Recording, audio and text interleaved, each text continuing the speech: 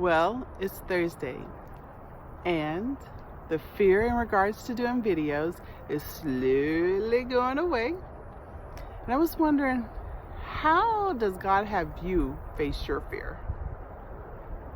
For me, He usually puts me in situations where I'm not able to plan, where I'm not able to prepare, where I'm not able to rehearse, and He has me just act in that moment, whatever it might be. Helping somebody out, teaching somebody, whatever it might be. And the situation in regards to the videos have not been any different. In the morning on my way to work, He don't tell me, I'm sorry. I pray, Lord, what do you want the videos about today? And a thought comes to mind, if the thought hadn't already been there that morning, and I just say, okay. And then in the prayer, I go to work, do my little 8 to 9 hours, and don't think about it during that time. And then as I end my work day and on my way back home, I pray again, Lord, what do you want that video about again? And it's usually the same thing. And the thing is that it's not a subject that I'm unfamiliar with. It's just a subject that I've never really delivered before. So I feel like I'm kind of like chasing around the idea, not really, don't have things in order. And so I just kind of feel like I don't know what I'm doing, pretty much.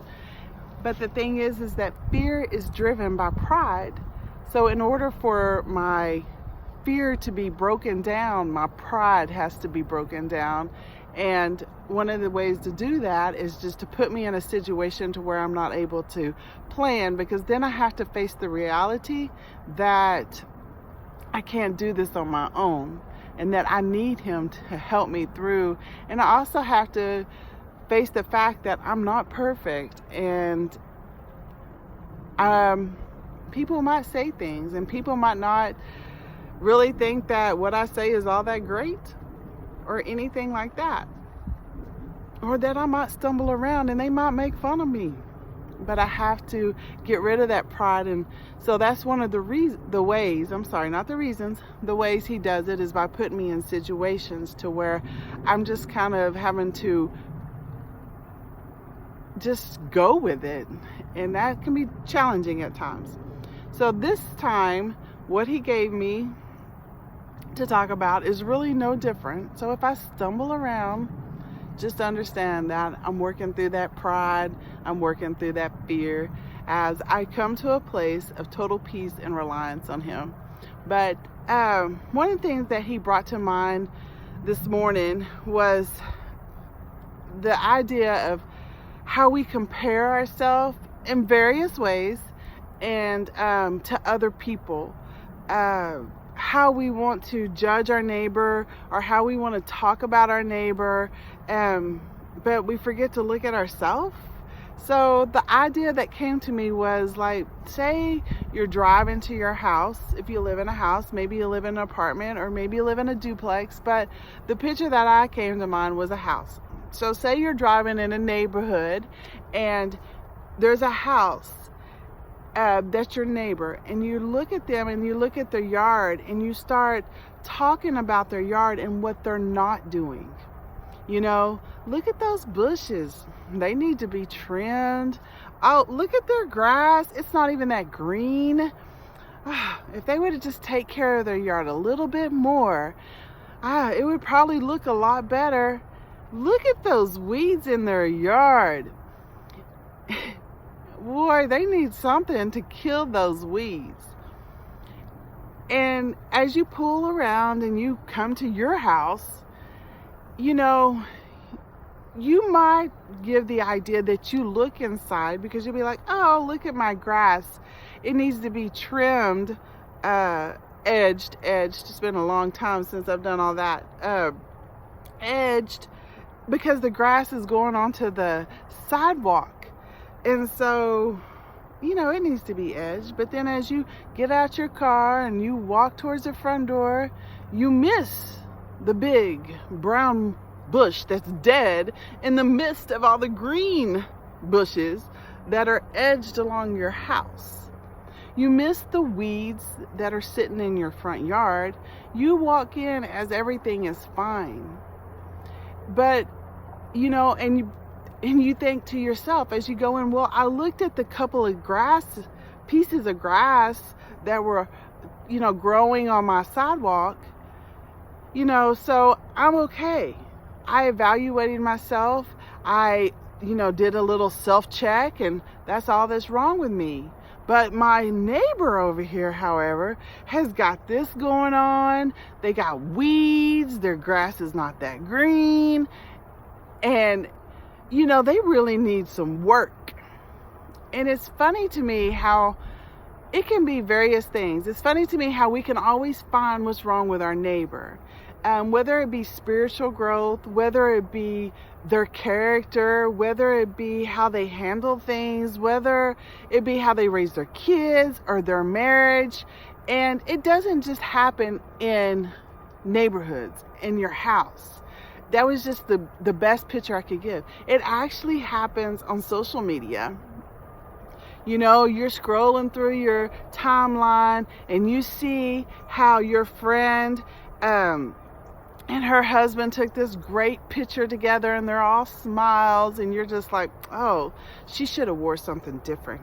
She shouldn't have wore that for that picture.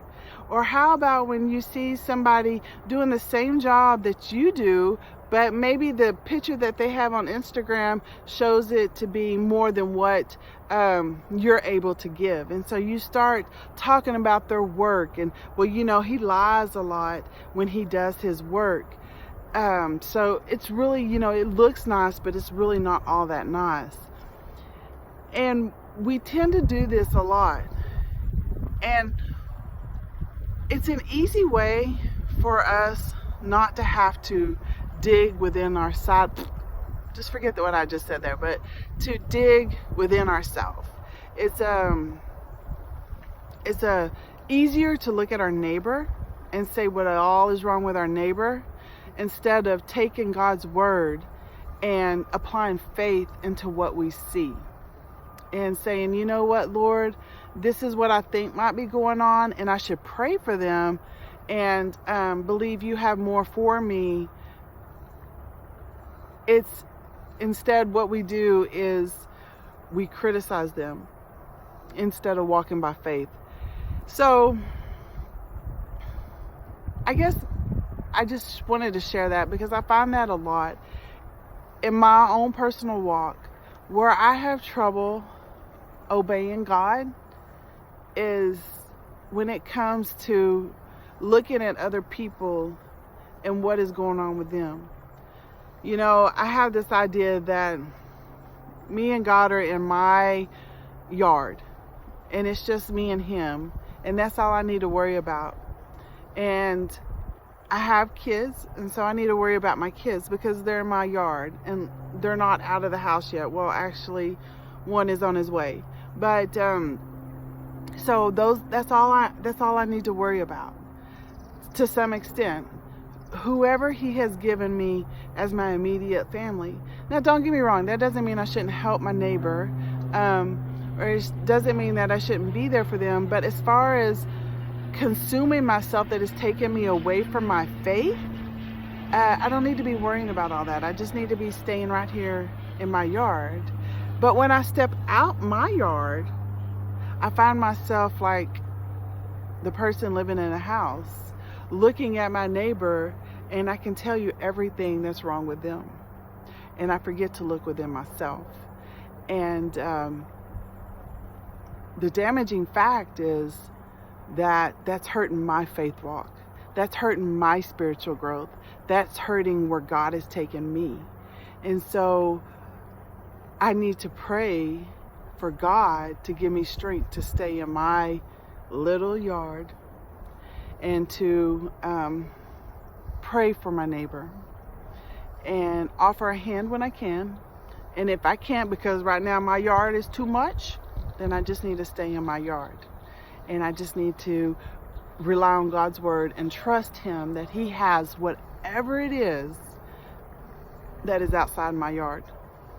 Even the things that bother me about my neighbor, even if it's, I don't like how they tend their yard, I need to take that to God. And so those are the things that I just kind of been thinking about in my faith walk.